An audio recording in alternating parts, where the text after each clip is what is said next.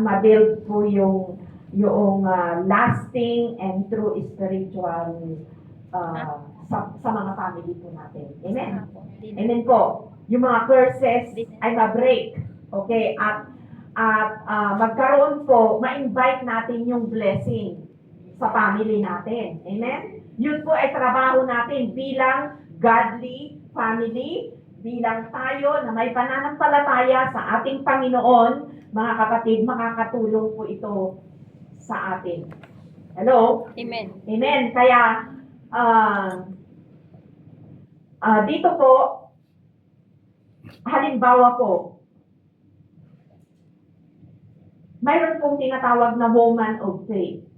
Tayo po, kapag nakakilala tayo sa Panginoon, ano yung tawag nila sa atin? Okay?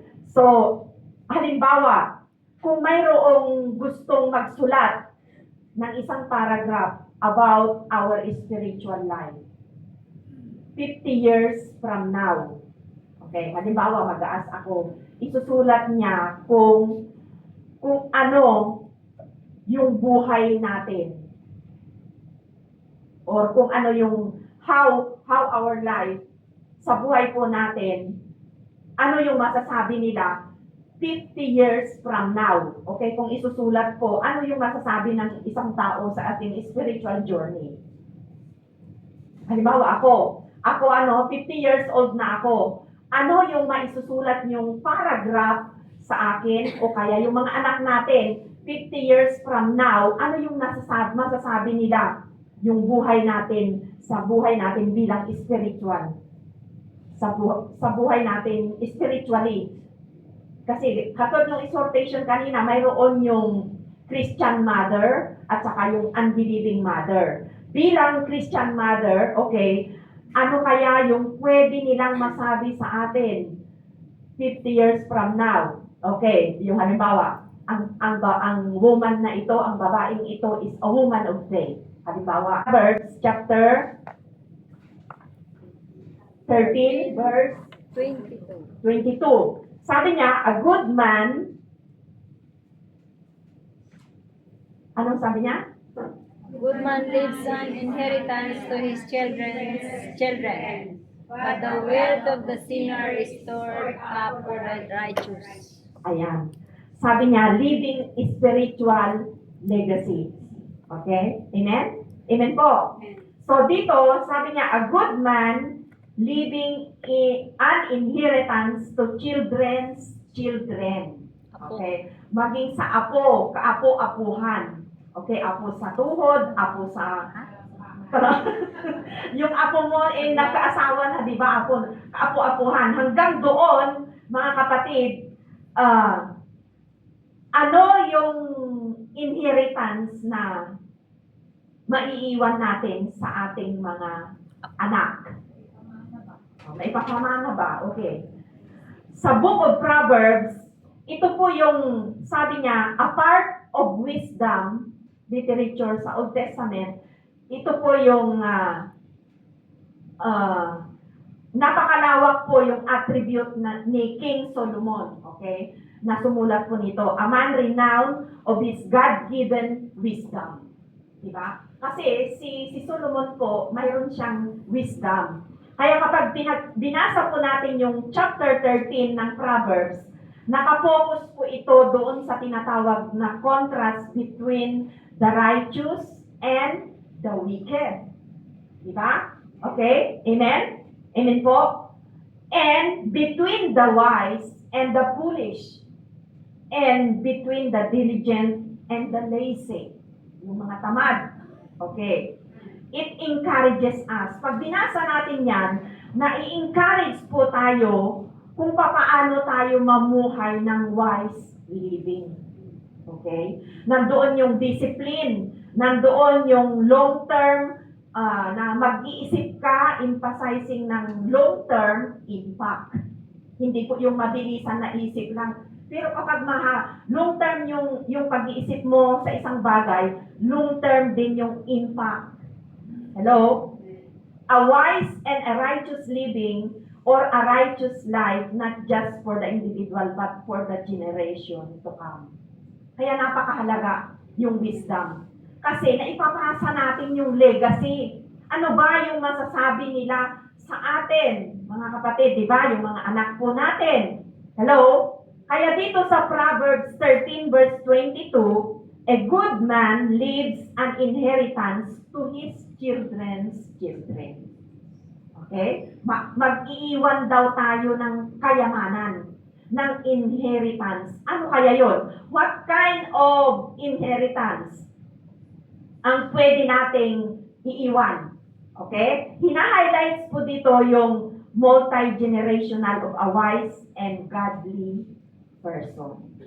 Okay? Wise and godly person. Yun po yung kayamanan na pwede nating iiwan sa mga children's children. Binabanggit po dito sa Proverbs. Okay? The inheritance can be material like land, di ba? Yung pag dito, mayroon tayong mga lupa, may maipapamana ba tayo? Okay? Mayroon? Oh, meron. Okay. Or wealth, or resources. Halimbawa, marami ka nang naipon. O mayroon kang naipundar. Okay? Yun po yung ipapamana, di po ba? It can also be educational. Napag-aral mo yung anak mo natin. But it also implies an spiritual and moral legacy. Hindi lamang po yun. Kinakailangan may spiritual and moral legacy din. Hello? Amen. Huwag lang tayo nakapokus na mag-impok ng kayamanan para mapakinabangan. Dapat, ang mahalaga po, ini-imply din dito yung spiritual and moral legacy. Like values, okay? Like values, wisdom, yung faith natin that you can pass down to your generation. Mahalaga yung faith natin. Mayroon tayong pananampalataya dapat. Kasi anong ipapamana natin sa mga anak natin? Eh kung wala na tayo, hindi tayo panatag na yung mga anak natin, hindi natin ano sa kanila yung faith. Amen. Amen. Pero kung may pananampalataya ka, magtrabaho man sila, malayo man sila sa atin, mapanatag tayo. Hello? Amen, mga kapatid. So, kapag ka sinabing it speaks planning, responsibility, accountability, and the generational impact of a righteous life.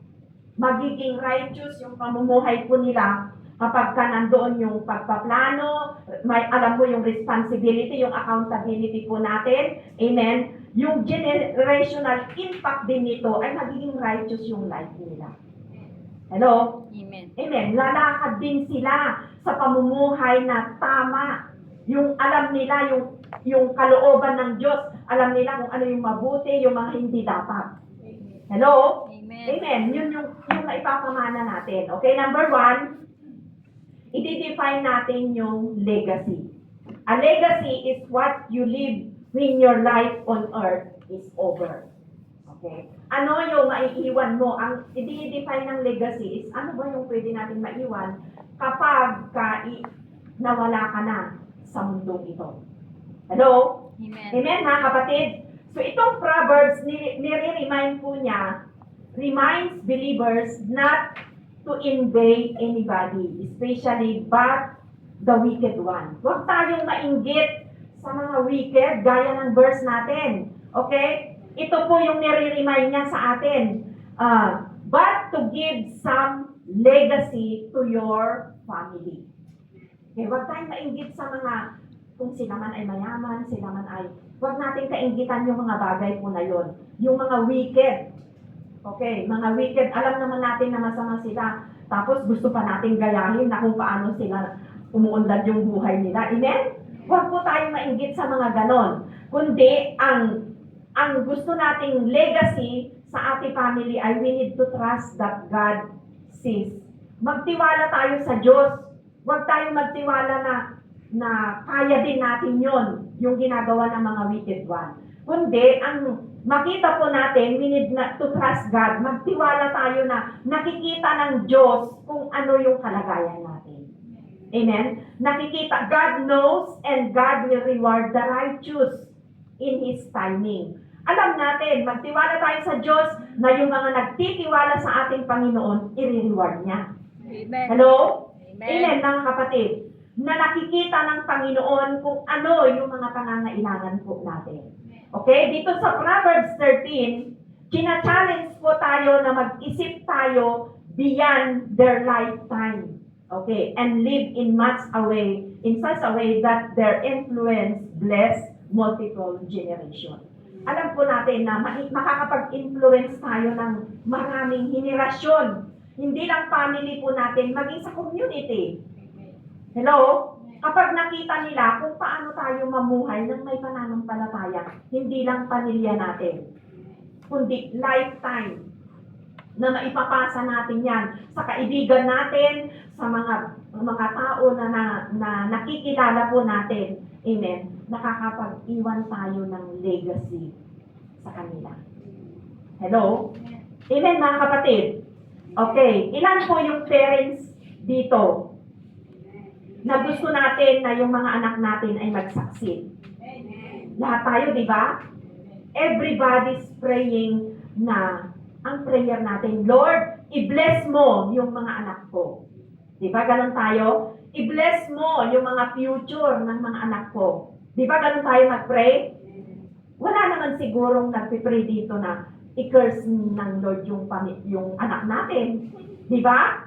Kundi yung blessing. I-bless yung future nila. Our prayer is our children to have a good success. Amen. Di ba? To bless and to have a wonderful future. Yun ang mga prayer natin, di ba? At magkaroon sila ng wonderful career. Makatapos po sila.